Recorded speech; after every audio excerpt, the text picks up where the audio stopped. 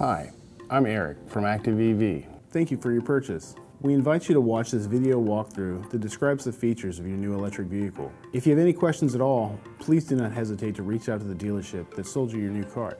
Welcome to the family. Let's start with initiating power to your cart. When turning the key, all the way to the left is off and all the way to the right is on, just like a car. The cart control dial is on the dash under the display.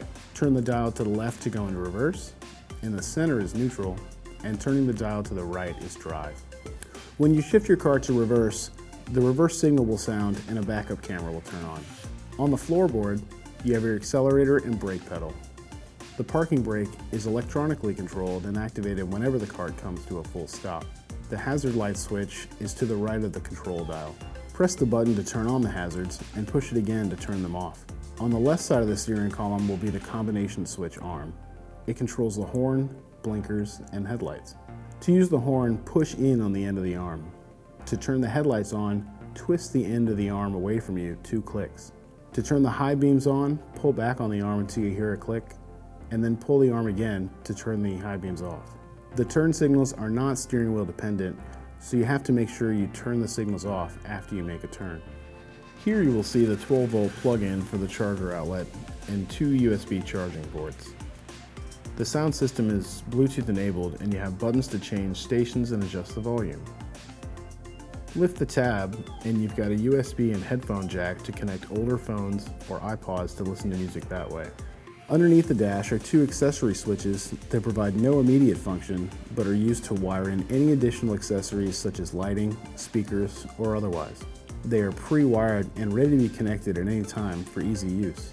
Next we'll show you the kill switch or tow run switch.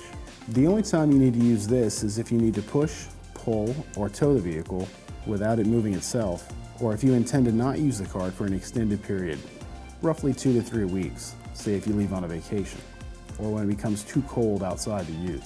Just flip that to the off position and leave it plugged in so you're good to go when you return to normal usage. Otherwise, leaving it on will not hurt anything on the cart. Most of our carts include a locking glove box. To unlock the glove box, insert your ignition key, turn it to the right, and push this button. Push it back up to close, and then turn the key to the left to lock it. And that's it for the front portion of the cart. Moving on to the rear of the cart, underneath the driver's seat is the built-in charger. A 10-foot charging cord is included. If the use of further extension cords is necessary, we recommend at least a 10-gauge cord, which lowers the risk of potential fire hazard by making sure the batteries have the proper amount of current going to them. To plug in the charger, insert the cord into this port on the front of the battery bay.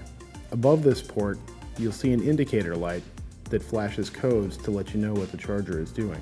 When you first plug it in, you should see a green light flash. Later, that green light will flash faster and then go full solid green when the charging cycle is complete. You should always leave your cart plugged in when not in use within the timeline stated above, about 2 to 3 weeks. This will limit any draining or premature deterioration of the batteries. Be careful not to run your battery below 15% due to the risk of battery dying when you don't have access to an appropriate power outlet. Coming to the rear end of the cart, you'll see your backup camera mounted as well as your license plate mount. On most of our carts, underneath the rear-facing seat is a removable bin for added storage. Some people use it to store beverages as well as the built-in cup holders at the end of the armrest. The back seat lifts and folds down into a platform.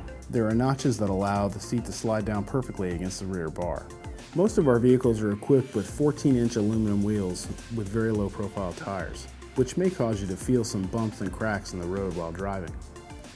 These tires should be kept at 20 to 25 psi, but should never exceed the 30 psi max as noted on the tire. Once again, if you have any questions, please do not hesitate to reach out to your selling dealership. We are excited to welcome you to the ActivEV family.